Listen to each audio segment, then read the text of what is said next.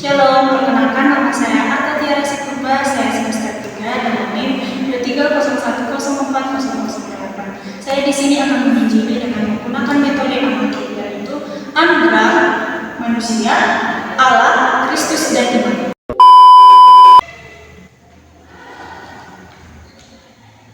Oke, sebelum kakak memulai pertanyaannya, kakak mau bertanya, menurut kalian apakah hal yang akan mungkin terjadi dalam kalian di masa depan? Hal yang terjadi di masa depan Yang itu pasti terjadi. Kematian, ya kematian. Jadi kalau Tuhan menanyakan kepada Esra, apakah kamu layak masuk surga? Esra jawab apa? Belum. Ya, oke. Jadi di sini kakak akan menjelaskan mengapa Tuhan akan memasukkan kita ke dalam kerajaan surga.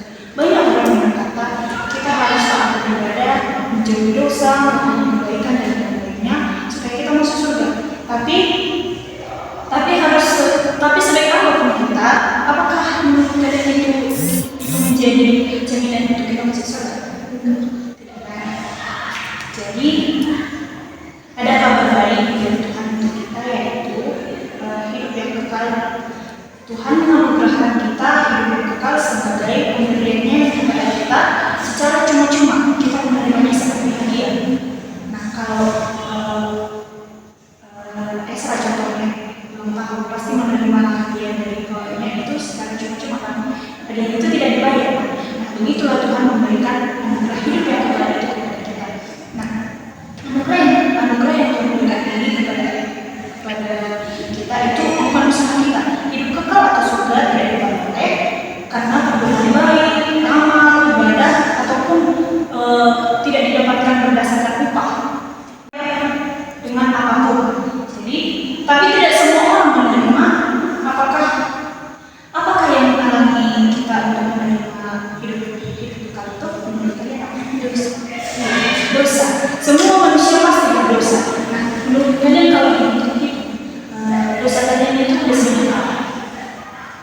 enggak terjadi hari. Jadi kalau menurut kalian dosa itu apa? Perbuatan jahat. Iya. Jadi dosa itu adalah pelanggaran kita terhadap perintah Tuhan seperti mencuri, membunuh, berzina, iri hati, berbicara kotor, bahkan berpikiran jelek dan lain-lainnya, itu pun perbuatan dosa. Tidak melakukan kebaikan yang kita biasa lakukan tidak beriman kepada Tuhan Allah itu pun dosa.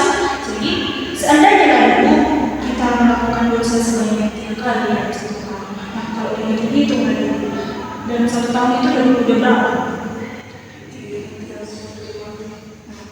Pasti udah banyak kan? Kalau dihitung itu seperti buku pasti udah dosa.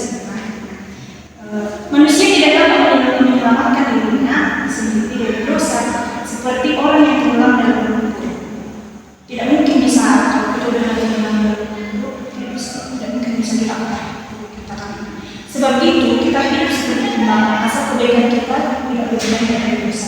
Kita berharap bisa masuk surga. Kenapa? Karena untuk masuk surga Allah menuntut kita harus sempurna.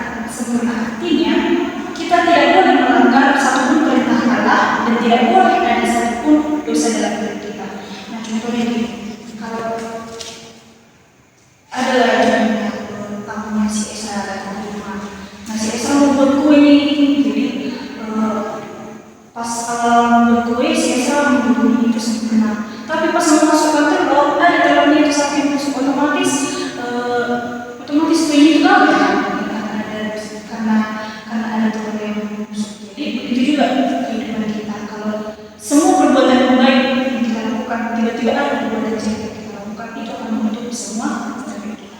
Nah, mari kita lihat bagaimana cara Allah menyelamatkan kita dari dosa. Allah tidak seperti kakek yang baik, hanya mengasihi tapi tidak menghukum kita yang berdosa. Allah juga bukan seperti polisi yang baik, hanya menghukum tapi tidak mau mengampuni kita yang berdosa.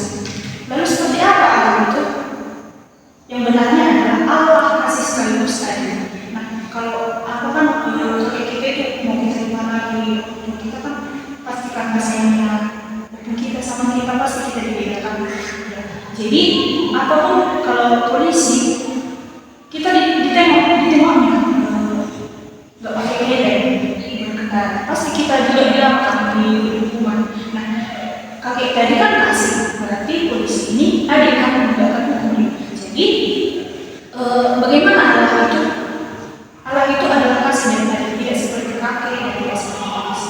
Nah, ada seorang yang sebagai ilustrasinya, ada seorang yang merampok bank. Nah, terbukti melakukan, jaksa menuntut dipenjara selama 5 tahun. Nah, meskipun perampok itu berkata, aku mengaku bersalah kepada jaksa dan saya ingin mau bertobat dan saya berjanji tidak akan melakukan itu. Tapi sebagai hakim yang adil tidak mungkin membebaskan karena keadilan, berarti harus siapa yang salah harus dihukum. Begitu juga dengan Allah yang adil, pasti menghukum setiap kita manusia yang berdosa. Nah, hukuman atas dosa ada. Jadi hukuman atas segala dosa kita ia adalah penderitaan dan neraka selama-lamanya. Allah itu kasih, tapi dia juga adil. Bagaimana Allah menyatukan kasih dan adil ini? Nah, sebagai ilustrasi supaya kita mengerti antara bagaimana Tuhan menyatukan kasih dan keadilan. Yesus mati dan dikuburkan, tetapi karena dia Allah, dia bangkit dan naik ke surga. Yesus menawarkan anugerah yang kekal atau surga dan cuma-cuma, dan ini hanya dapat diterima untuk iman. Nah, kalau kita nggak punya iman, berarti kita tidak menerima Yesus. Jadi iman itu ibarat kunci yang membuka pintu surga. Ada banyak contohnya. Kalau contohnya si Esa dia mau keluar, pasti kunci dia semua rumah teman. Di satu kamar si Esa menyimpan ada masanya. Jadi untuk masuk ke kamar ini pasti cuma satu kunci kan yang bisa dipakai biar bisa si Esa masuk ke kamar yang masing. Nah, begitulah iman kita adalah kunci untuk kita menuju ke hidup kekal. Nah, ada juga iman yang menyelamatkan dan iman yang tidak menyelamatkan. Kita contohnya iman yang menyelamatkan dan iman yang tidak menyelamatkan. Jadi contoh iman yang tidak menyelamatkan ini yaitu iman yang hanya berdasarkan akal saya. Kita tahu bahwa Yesus dan kita setuju bahwa Yesus itu ada. Nah, tapi itu hanya ada di pikiran kita. Kita tidak mengandalkan Yesus untuk menyelamatkan kita. Lalu iman yang tidak menyelamatkan itu iman sementara. Sudah mengandalkan Yesus, tetapi hanya kita mengandalkan Yesus pas kita berdoa meminta sesuatu saja. Tuhan, aku mau memberikan aku rumah, itu contoh iman yang tidak menyelamatkan. Lalu bagaimana iman yang menyelamatkan itu? Yaitu iman yang mengenal dan mengandalkan Yesus saja sebagai Tuhan dan Juru Selamat untuk memberikan hidup yang kekal. Nah, kalau kita sudah percaya kepada Tuhan bahwa Tuhan akan memberikan hidup yang kekal kepada kita, berarti kita tidak lagi menganggap Yesus hanya ada di pikiran kita, kita tidak cuma hidup ibadah karena ikutan aja. Kita sudah sepenuhnya bahwa aku adalah milik Tuhan.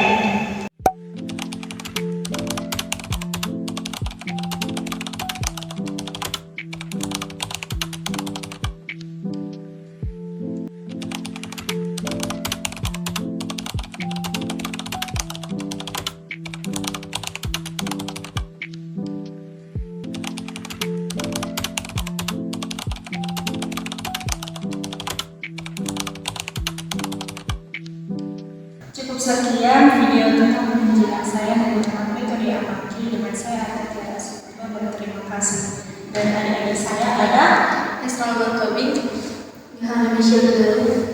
Adik-adik ini adalah anak manajemen pendidikan Kristen juga, namun mereka dari semester 1 berbeda dengan saya di semester 3 bertak. Terima kasih.